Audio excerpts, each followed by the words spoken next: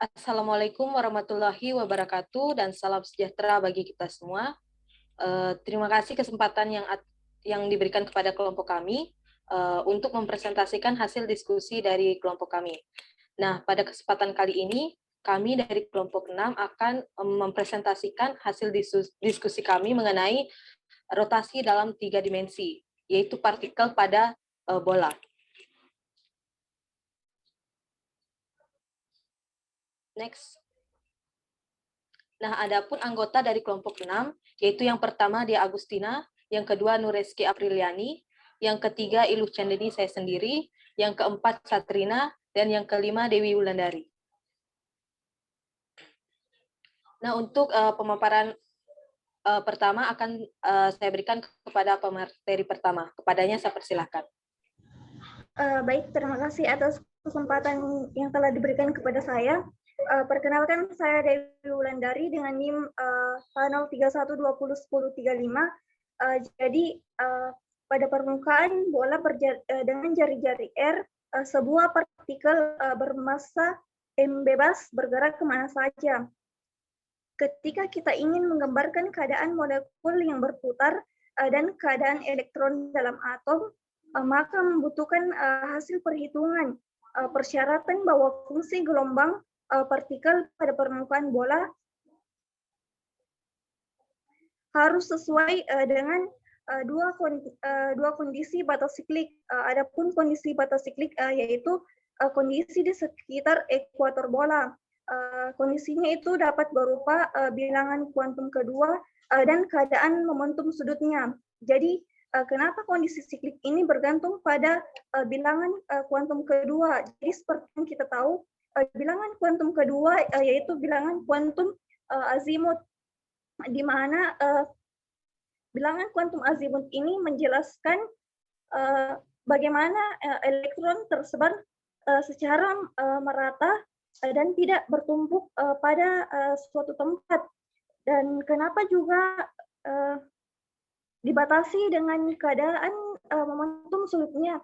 Jadi seperti yang kita tahu, keadaan momentum sudut itu dapat berupa kekuatan gerak suatu partikel atau bola ini melakukan gerak rotasi.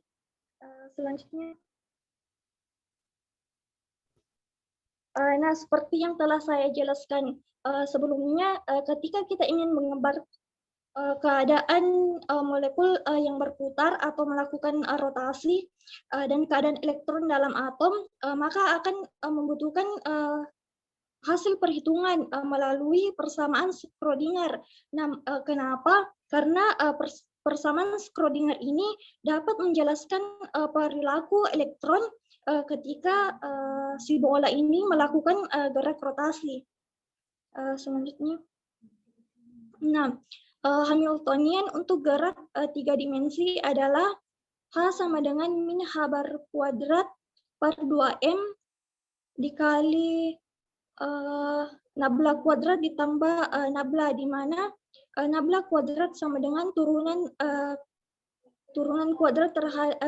terhadap x kuadrat ditambah dengan turunan terhadap y kuadrat dan turunan terhadap z kuadrat. Nah, simbol segitiga terbalik pangkat 2 adalah singkatan yang sesuai untuk jumlah dari 3 turunan kedua yang disebut dengan Laplacian dan dibaca dengan del kuadrat atau nabla kuadrat. Untuk partikel yang terbatas pada permukaan bola dengan V sama dengan 0 dan dapat bergerak bebas, dan dengan jari-jari R adalah konstanta.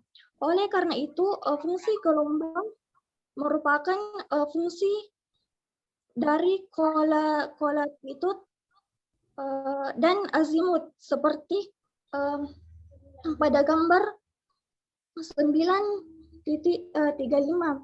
Nah, seperti pada gambar 9.35, untuk sebuah partikel yang terbatas pada permukaan bola, nilai kolatitud dan azimut dapat berubah. Selanjutnya. Nah, persamaan Schrödinger adalah min H bar kuadrat per 2M dikali nabla kuadrat Psi sama dengan EFC. Seperti yang ditunjukkan pada pembenaran berikut, persamaan diferensial parsial ini dapat disederhanakan dengan prosedur pemisahan variabel dengan menyatakan fungsi gelombang untuk konstanta R, di mana psi terhadap kolatitude dan asimtut sama dengan theta terhadap kolatitude dan asimtut. Keterangan simbol tersebut adalah fungsi hanya dari theta dan asimtut adalah fungsi hanya dari asimtut. Dari persamaan Schrödinger dapat diperoleh persamaan baru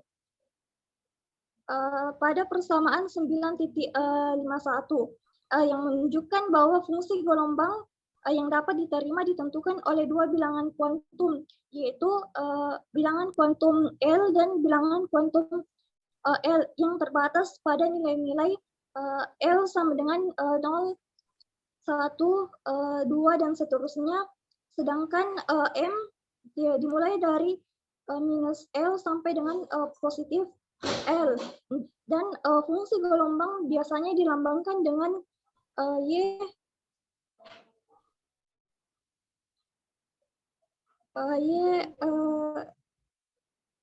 kolatitude dan asimtut dan disebut dengan harmonik bola. Mungkin itu saja dari saya. Selanjutnya saya kembalikan kepada moderator. Baik, itulah tadi pemaparan dari pemateri pertama. Untuk pemaparan selanjutnya akan saya paparkan sendiri. Jadi, berdasarkan gambar pada 9.36 adalah representasi dari harmonik bola untuk L sama dengan 0 sampai 4 dan M L sama dengan 0 yang menekankan bagaimana jumlah node sudut atau posisi di mana fungsi gelombang melewati 0 meningkat dengan nilai L yang meningkat pula. Tidak ada simpul sudut di sekitar sumbu Z untuk fungsi dengan ML sama dengan 0 yang sesuai dengan tidak adanya komponen momentum sudut orbital terhadap sumbu tersebut. Nah, pada gambar 9.37 itu menunjukkan distribusi partikel dari momentum sudut yang diberikan secara lebih rinci. Dalam representasi ini nilai YL, M 2 itu pada setiap nilai theta dan psi itu sebanding dengan jarak permukaan dari titik asal. Nilai tertentu dari L, lokasi partikel yang paling mungkin berpindah ke arah bidang X-Y sebagai nilai dari ML meningkat. Nah, gambar 9.37 juga mempresentasikan lebih lengkap dari fungsi gelombang untuk L sama dengan 0, 1, 2, dan 3. Jarak suatu titik pada permukaan dari titik asal sebanding dengan modulus kuadrat amplitudo fungsi gelombang pada titik tersebut. Nah, energi dari partikel dapat dihitung dengan menggunakan persamaan E sama dengan L dalam kurung L tambah 1 Haber kuadrat per 2L, di mana L itu adalah 0, 1, 2, dan seterusnya. Nah, energi tidak terkuantisasi dan tidak bergantung pada nilai ML. Alasannya karena ada 2L dan 1 plus 1 fungsi gelombang yang berbeda, di mana untuk setiap nilai ML yang sesuai dengan energi yang sama. Maka setiap tingkat bilangan kuantum L akan 2L tambah 1 lipat merosot. Baiklah, itulah tadi pemaparan dari saya. Untuk pemaparan selanjutnya saya berikan pada pemateri ketiga. Saya persilakan. Baik, terima kasih. Perkenalkan, saya Dea Agustina. Jadi di sini saya akan memaparkan mengenai momentum sudut. Next. Energi dari sebuah partikel yang merotasi berhubungan secara klasik dengan momentum sudutnya atau J, di mana E sama dengan J kuadrat per 2L.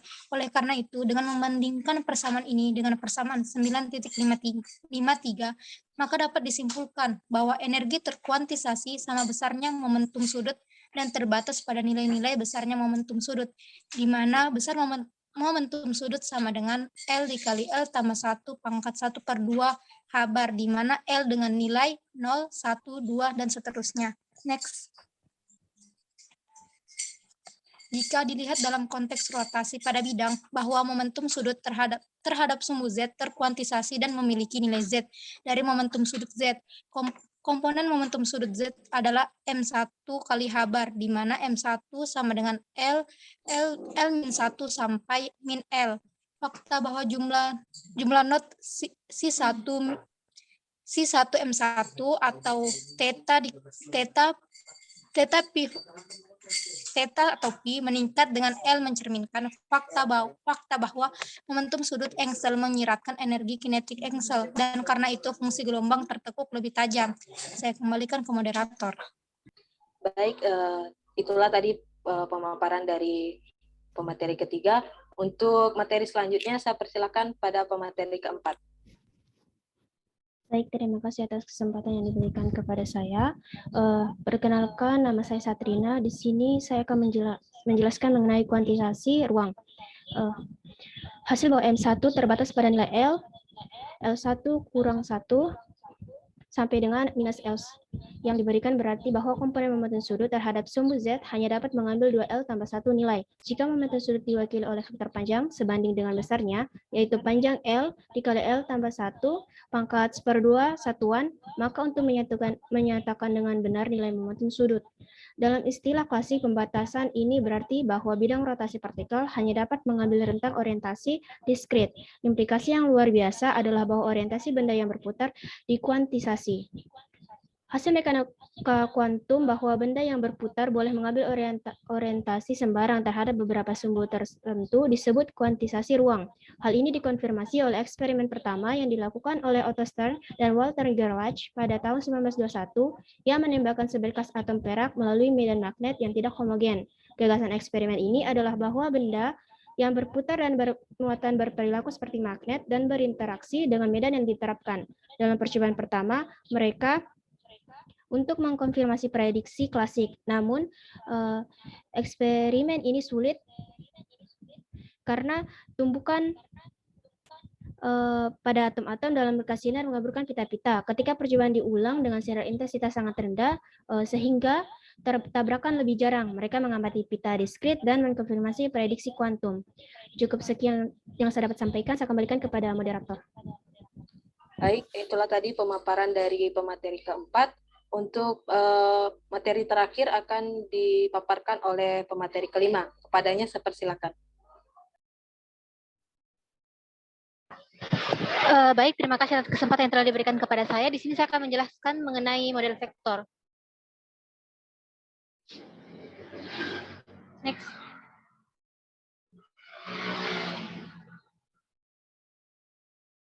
Dari pembahasan sebelumnya telah mengacu pada komponen momentum sudut, di mana komponen tentang sumbu sembarang yang secara konvensional dilambangkan sebagai minus Z. Alasan penghilangan ini ditemukan dengan memeriksa operator untuk 3 komponen, yaitu operator X sama dengan H-bar per I dikali dengan Y do per do Z dikurang Z do per do Y. Untuk operator Y sama dengan H-bar per I dikali Z do per do X dikurang X do per do Z. Untuk operator Z sama dengan H-bar per I dikali dengan Z do per do Y dikurang Y do per do Z. Ketiga operator ini tidak memiliki tidak melakukan perjalanan satu sama lain, di mana operator LZ dan operator Y sama dengan I dikali H-bar dikali operator Z. Untuk operator Y dan untuk operator LY dan operator LZ sama dengan I dikali H-bar dikali operator Z. Untuk operator Z sama dengan operator X. Untuk operator Z dan operator X sama dengan I dikali H-bar dikali operator Y. Next. Oleh karena itu, tidak dapat ditentukan lebih dari satu komponen. Dengan kata lain, Lx, Ly, dan Lz adalah pelengkap yang dapat diamati. Di sisi lain, operator kuadrat dari besarnya momentum sudut adalah operator L kuadrat sama dengan operator X kuadrat ditambah operator Y kuadrat ditambah dengan operator Z kuadrat sama dengan H bar kuadrat dikali lambda kuadrat, di mana lambda kuadrat adalah legenda dari persamaan sebelumnya.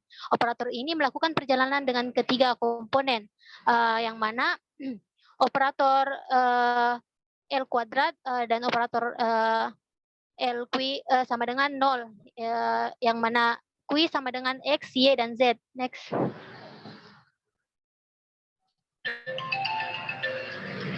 Model vektor momentum sudut digambarkan kerucut di mana dengan sisi L dikali dengan L ditambah 1 pangkat 1/2 satuan dan menyatakan besarnya momentum sudut. Setiap kerucut memiliki proyeksi tertentu dari sumbu Z, mewakili nilai tepat sistem dari LZ, LX, proyeksi bagaimanapun dan tidak terbatas. Vektor yang mewakili keadaan momentum sudut dapat dianggap terletak dengan ujungnya pada sembarang titik di mana di mulut kerucut. Pada tahap ini seharusnya tidak dianggap sebagai menyapu kerucut. Aspek model itu akan ditambahkan nanti ketika kita mengizinkan gambar untuk menyampaikan lebih banyak informasi. Next. Kuantitas energi dalam nanokristal memiliki implikasi teknologi penting ketika bahan semikonduktor, di mana konduktivitas listrik meningkat dengan meningkatnya suhu pada eksitasi oleh cahaya. Transfer energi ke semikonduktor meningkatkan mobilitas elektron dalam material. Namun, untuk setiap elektron yang bergerak ke tempat yang berbeda dalam sampel ini,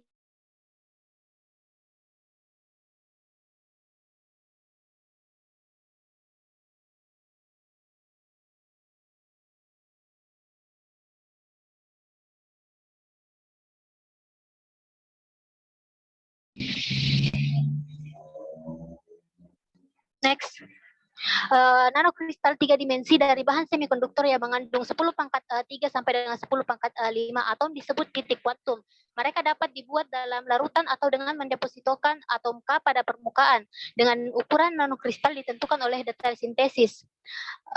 Titik-titik kuantum adalah semikonduktor dengan sifat listrik yang dapat disetel. Mudah untuk membayangkan kegunaan bahan-bahan ini dalam pembuatan transistor, tetapi sifat optik khusus dari titik-titik kuantum juga dapat dimanfaatkan, sama seperti pembangkitan pasangan elektron. Lubang membutuhkan penyerapan cahaya dengan panjang gelombang tertentu. Demikian pula rekombinasi pasangan menghasilkan emisi cahaya dengan panjang gelombang tertentu. Sedikit penyampaian dari saya, lebih dan kurangnya mohon dimaafkan. Saya kembalikan kepada moderator. Terima kasih. Baik, itulah tadi pemaparan dari pemateri terakhir. Jadi demikianlah pemaparan dari kelompok kami. Kurang dan lebihnya mohon dimaafkan. Saya tutup dengan ucapan terima kasih banyak dan wassalamualaikum warahmatullahi wabarakatuh.